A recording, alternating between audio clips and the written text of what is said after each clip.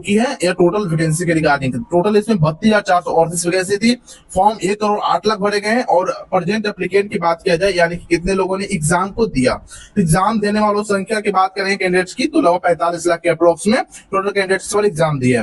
Exam online mode में हुई थी। आंसर की 17 फरवरी को जारी कर दी गई थी, लगभग कर सकते हैं 7 दिन बाद, यानी 10 फरवरी को आपका परीक्षा खत्म हुई थी और अगले 7 दिन के अंदर आंसर की भी जारी कर दी गई थी। इसमें हम ये भी बात करेंगे क्या कुछ बोनस अंक आपको देखने को मिले, किस शिफ्ट में कितना बोनस अंक देखने को मिलेगी, नॉर्मलाइजेशन किस शिफ्ट में कितना होगा, इसकी जानकारी भी आपको मैं बताने वाला हूँ। साथ ही साथ ये भी बात करते हैं कि वैकेंसी डिटेल क्या कुछ रहने वाली है, क्योंकि जो आपको वैकेंसी दिखती है उतना वैकेंसी नहीं रहती है, आप सभी को पता है। अगर बात करेंगे टोटल वैकेंसी को लेकर तो देखिए 32,438 में टोटल वैकेंसी है। लेकिन इसमें एक सर्चमैन और सीसीए वालों भी इंक्लूड है। अगर उन सभी को हम घटाएंगे तो लगभग टोटल 17,610 कैंडिडेट ही बचते हैं, जो वैकेंसी जो नॉर्मल यानी कि फ्रेशर कैंडिडेट के लिए है।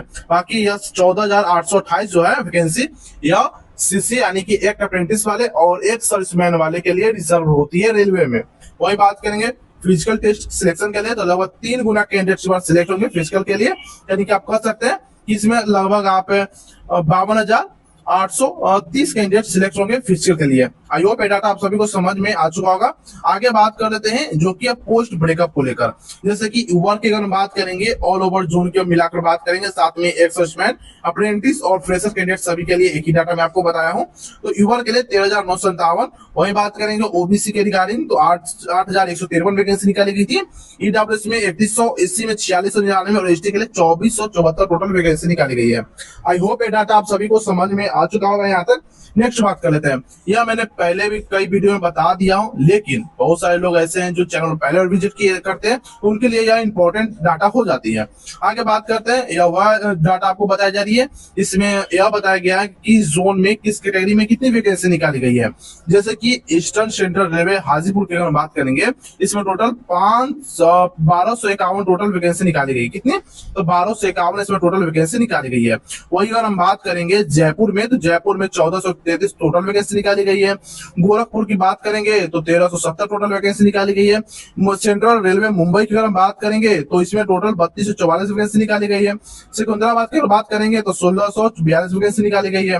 वही बिलासपुर की बात करेंगे तो 1337 टोटल वैकेंसी निकाली गई है। यह कुछ इंपॉर्टेंट डाटे थी जो आपको मैंने बता दिया।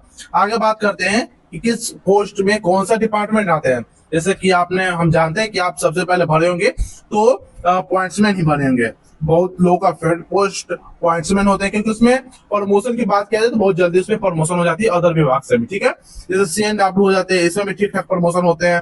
वहीं बताया अगर बात करेंगे असिस्टेंट ब्रिज या ट्रैकमैन की बात करेंगे, इसमें प्रमोशन काफी स्लो होती है। बहुत सारे लोग यह नौकरी करना नहीं चाहते हैं, जो इससे नौकरी लग भी जाती है वो रिजाइन मारकर आ जाते हैं।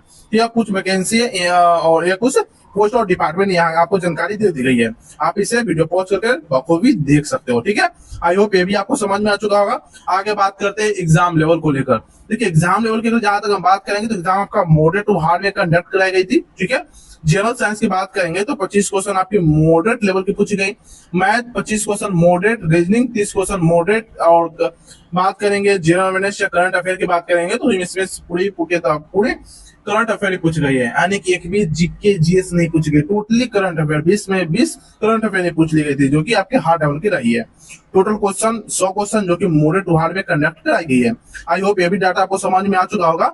आगे बात कर लेते हैं जो कि है नॉर्मलाइजेशन को लेकर। अगर आपने हार्ड शिफ्ट में एग्जाम दिया तो आपको लगभग 10 से 15 मार्क्स तक बढ़ सकते हैं। वहीं मॉडरेट शिफ्ट वाले 6 से 10 नंबर तक, और हाँ इजी शिफ्ट की बात करें नंबर घट सकते हैं।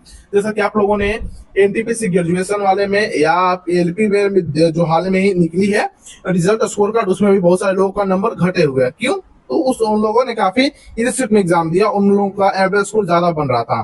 ठीक है, तो उन लोगों का नंबर घटा कर पीछे कर दिया गया। ऐसा क्यों? बहुत सारे लोग ये भी कर रहे थे कि इतना कट ऑफ गया था और मेरा उतना नंबर था, लेकिन नॉर्मलाइजेशन होने के बाद नंबर मेरे काट लिए गए और मुझे कट ऑफ से बाहर कर दिए गए, और इस बार मेरा भी सिलेक्शन नहीं हो पाया। बहुत सारे लोगों का यह घटना देखने को मिली है इस बार। ठीक है, आगे बात करते हैं मेल कैंडिडेट के लिए क्या कुछ फिजिकल के लिए क्राइटेरिया है, और उसके बाद हम बात कर लेंगे नॉर्मलाइजेशन शिफ्ट को लेकर। देखिए अगर बात करेंगे वेट कैरिंग को लेकर, आपको पता होगा कि 35 kg का वजन आपको उठाने होते हैं। ठीक है, जो कि आपको 100 मीटर चले होते हैं 2 मिनट में। ध्यान देने वाली यहाँ बात होती है कि वजन नहीं गिराना है, नहीं रखना है। आपको एक सिंगल अटेम्प्ट में आपको सारा कुछ वहां पर आपको क्लियर करना पड़ेगा। साथ ही साथ आपको 1000 मीटर का रनिंग आपको करनी होगी, जो कि 4 मिनट 15 सेकंड में करनी होगी, वो भी सिंगल अटेम्प्ट में। यह क्राइटेरिया मेल के लिए, वही बात करेंगे फीमेल कैंडिडेट के लिए। तो यहाँ पे 20 केजी का वजन आपको उठाना होगा, तो इससे चलकर वजन उठाकर आपको 100 मीटर चलना होगा, वो भी 2 मिनट में, ठीक है। सिंगल अटेम्प्ट में ये भी आपको कंप्लीट करनी होगी। वही रनिंग की अगर हम बात करेंगे तो 1000 मीटर की रनिंग आपको ये 5 मिनट 40 सेकंड में कंप्लीट करनी होगी। यानी कि डिस्टेंस सेम है, सिर्फ बात करें तो लड़कियों के लिए यानी कि फीमेल कैंडिडेट के लिए जो टाइमिंग है बढ़ा दिया गया 5 मिनट 40 सेकंड, और फीमेल की अगर बात करेंगे तो 4 मिनट 15 सेकंड के लिए दिया गया था समय। आगे बात करेंगे हार्ड शिफ्ट। आपको यह देखने में पता चल जाएगा कि कौन शिफ्ट हार्ड है, कौन शिफ्ट इजी है। साथ ही साथ ये भी आपको पता चल जाएगा कि मोडरेट शिफ्ट कौन सी है, इजी शिफ्ट कौन सी है। सारे कुछ जानकारी आपको इस वीडियो में प्रोवाइड करा देंगे, ठीक है। सबसे पहले बात करते हैं, यह डाटा मैंने आपको पिछले बता भी दिया है। यहाँ पर आपको नॉर्मलाइजेशन को लेकर मैंने सारा चक्र बता दिया, क्या कुछ नॉर्मलाइजेशन होगा। अब बात करते हैं कौन शिफ्ट इजी रही, कौन शिफ्ट हार्ड रही। देखिए जितना भी स्क्रीन पर आप देख रहे हो, ये सारा कुछ आपको दिख रहे होंगे हार्ड शिफ्ट। जी दोस्तों, ये हार्ड शिफ्ट है। साथ ही साथ ये भी जो आपको बताई जा रही है, ये भी आपको हार्ड शिफ्ट ही है। इसमें लगभग आपके 15 नंबर तक बढ़ने की उम्मीद है, आप किसी भी जोन से क्यों ना हो। हाँ, किसी में 15 बढ़ सकते हैं, किसी में 16 तक बढ़ सकते हैं, किसी में 12 तक भी बढ़ सकते हैं। निर्भर करती है कि जोन में कितने लोगों ने अप्लाई किया और कितने लोगों ने प्रेजेंट लिया और कितने फॉर्म उसमें आए हुए थे, इस पर भी निर्भर करती है। यानी कि हर एक जोन का नॉर्मलाइजेशन करने का फंडा अलग अलग हो सकता है, ठीक है। आगे बात करते हैं मोडेड शिफ्ट में। जितना भी अभी शिफ्ट देख रहे हो अपनी स्क्रीन पर, सारा कुछ आपका मोडेड शिफ्ट है, ठीक है। ये मोडेड है शिफ्ट है, और ये भी आपको जो शिफ्ट दिख रहे हैं ये भी आपके मोडेड शिफ्ट है। यानी कि इसमें कह सकते हैं कि 10-12 नंबर इजीली आपको बढ़ते हुए प्रतीत हो गया, ठीक है। आगे बात करते हैं इजी शिफ्ट पे। या वह शिफ्ट है जिसमें आपके नंबर घट सकते हैं, नहीं तो आंसर की से जितना आपका स्कोर बन पा रहा है रो स्कोर, उतना की अप्रोक्स में आपके नंबर रहेंगे, ठीक है। ज्यादा अगर उम्मीद बताया जाए, अगर मैं सच्चाई की बात करूं तो नंबर बहुत ज्यादा काट लिए जाते हैं रेलवे में इजी शिफ्ट के नाम पर, ठीक है। भगवान न करे कि आपके साथ भी नंबर कटे, लेकिन इन शिफ्टों में जिन जिन अभ्यर्थियों ने एग्जाम दिया उन सभी का नंबर घटने की उम्मीद बताई जा रही है। आगे बात कर लेते हैं रेड जोन की रिगार्डिंग, क्या कुछ कट ऑफ देखने को मिलेगी। और आप कोलकाता, भुवनेश्वर, प्रयागराज, हाजीपुर, पटना, न्यू दिल्ली, चंडीगढ़, जबलपुर, भोपाल, मुंबई, अहमदाबाद, गोरखपुर, जयपुर, अजमेर जैसे जोन से अगर आप लोगों ने फॉर्म भरा है, तो यहाँ के रो स्कोर की हम बात करें, आपको सबसे पहले मैं बता दूं रो स्कोर की बात कर रहा हूँ। यानी कि आंसर की से इतना आपका अंक आना चाहिए, इतना स्कोर अचीव होना चाहिए। यूआर की बात करेंगे तो 66 से 70, ओबीसी 63 से 65, ईडब्ल्यूएस की बात करेंगे तो 62 के अप्रोक्स में, एससी 56 से 58 और एसटी 50 से 55 के अप्रोक्स में आपका स्कोर बन पा रहा है, तो आप सेफ हो। इसमें क्या कुछ होने होगी अभी इसके बाद आपको, इसमें जैसे आपके रो स्कोर है जितने मैंने आपको बताया ये रो स्कोर है, इसमें नॉर्मलाइजेशन और बोनस अंक सभी कुछ आपके अभी जुटने बाकी है। बोनस अंक क्या मिलेगी इसके बारे में भी आपको जानकारी देने वाले हैं। उससे पहले मैं आपको बता दूं ग्रीन जोन के रिगार्डिंग, अगर आपने कोलकाता, रांची, हुबली, बेंगलोर, गुवाहाटी, चेन्नई, सिकंदराबाद, बिलासपुर और मालदा जैसे जो से फॉर्म भरा है, तो आपके लिए ग्रीन जोन मानी जा रही है। अगर युवा से अगर आप हो तो 63 से 65, ओबीसी 58 से 60, ईडब्ल्यूएस 53 से 56, एससी 50 से 52 और एसटी 43 से 48 के अप्रोक्स में आपके स्कोर बन पा रहा है आंसर के थ्रू, तो आप सेफ हो। टेंशन लेने की इसमें कोई जरूरत नहीं है।